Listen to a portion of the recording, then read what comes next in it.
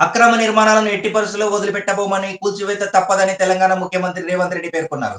ప్రాజెక్టుల వద్ద ఫామ్ హౌజులు కట్టుకొని డ్రైనేజీని గండిపేటలో కలుపుతున్నారని ఆరోపించారు. అలాంటి వాళ్ళ అక్రమ నిర్మాణాల నుంచి తమకు తాముగా తప్పుకుంటే గౌరవంగా ఉంటుందని చెప్పారు. అక్రమ నిర్మాణాలను ఎట్టి పరిస్థితుల్లోనూ వదిలిపెట్టబోమని, కూల్చివేత తప్పదని తెలంగాణ ముఖ్యమంత్రి రేవంత్ రెడ్డి పేర్కొన్నారు. ప్రాజెక్టుల వద్ద ఫామ్ హౌస్లు కట్టుకుంటూ డ్రైనేజీని గండిపేటలో కలుపుతున్నారని ఆరోపించారు. అలాంటి వాళ్లు అక్రమ నిర్మాణాల నుంచి తమకు తాముగా తప్పుకుంటే గౌరవంగా ఉంటుందని చెప్పారు. నిబంధనలను బేఖాతరు చేస్తూ కట్టిన నిర్మాణాలను కూల్చివేయడం తప్పదన్నారు. వాటిపై కోర్టుకు వెళ్లినా విడిచిపెట్టే సమస్య లేదని, న్యాయస్థానాల్లోనూ పోరాడతామని స్పష్టం చేశారు. బుధవారం తెలంగాణ పోలీసు అకాడమీలో నిర్వహించిన పాసింగ్ అవుట్ పరేడ్లో సీఎం రేవంత్ రెడ్డి పాల్గొన్నారు.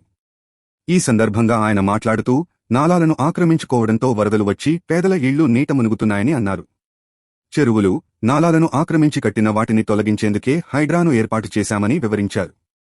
చెరువులను పూర్వస్థితిలోకి తీసుకెళ్లేందుకు కృతనిశ్చయంతో ఉన్నామని చెప్పారు. ఆక్రమణలు తొలగించి మూసీ రివర్ ఫ్రంట్ అభివృద్ధి చేస్తామన్నారు. మూసీ పరీవాహక ప్రాంతంలోని 11,000 మంది నిరుపేదలకు డబుల్ బెడ్రూమ్ ఇళ్లు కట్టించి ఇస్తామని రేవంత్ రెడ్డి హామీ ఇచ్చారు. తెలంగాణ పబ్లిక్ సర్వీస్ కమిషన్పై నిరుద్యోగులకు ప్రస్తుతం ఎలాంటి అనుమానాలు లేవని రేవంత్ రెడ్డి చెప్పారు.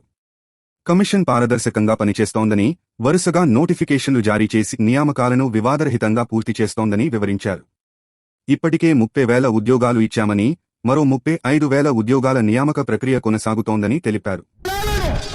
ఎవరెవరో ఆక్రమించుకుంటే వాళ్ళ ఆక్రమణలో చెరబడితే ఇవాళ నగరం మీద ఉప్పెనై వరదలు వస్తున్నాయి. ఆ వరదలు ఎక్కడికి వెళ్తున్నాయి? బస్తీలో ఉన్న పేదోళ్ళ ఇళ్లకు పోతున్నాయి. పేదోళ్ళు జీవితకాలం కష్టపడి సంపాదించుకున్న ఫ్రిడ్జ్, టీవీ, మంచము, బట్టలు, కట్టుకున్న బట్టలతో సహా అర్ధరాత్రి పూట వాళ్ళ ఇళ్లకు నీళ్లు వస్తే తడిసి ముద్దయి అనాథలాక రోడ్డు మీద నిలబడాల్సిన పరిస్థితులు వచ్చినాయి. మున్నేరు వాగు పక్కన ఖమ్మంలో అయినా, వరంగల్ జిల్లాలో అయినా, హైదరాబాద్ నగరంలో అయినా, కృష్ణానది ఒడ్డున మునిగే ప్రాంతాలైనా దుర్మార్గులు ఆక్రమించుకున్న చెరువుల వల్లనే ఇవాళ వరదలు వస్తున్నాయి. అందుకే హైడ్రాను ప్రారంభించడం.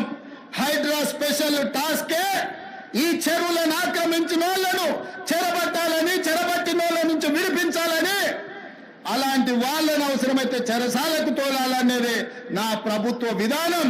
అందులో ఎంత గొప్ప వ్యక్తులున్నా, ఎంత మహామహులున్నా వాళ్ళు చెరువులను వదలక తప్పదు. తాజా సమాచారం కోసం లైక్ చేయండి, సబ్స్క్రైబ్ చేయండి, నోటిఫికేషన్ల కోసం గంట సింబల్ ఆన్ చేసి పెట్టండి.